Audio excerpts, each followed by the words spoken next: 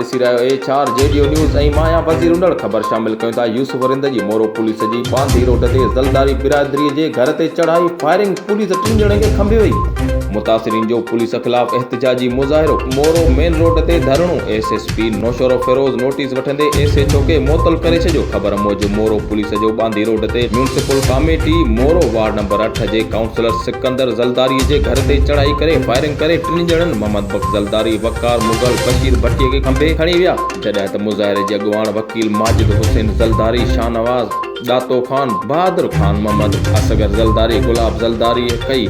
हिननि मीडिया खे ॿुधायो त SHO मोरो बिला जवाज़ असांखे तंग करे रहियो। SHO खे हटाए असां सां इंसाफ़ कयो वञे। वधीक ख़बरुनि अपडेट लाइ ॾिसंदा रहो HR JDO न्यूज़।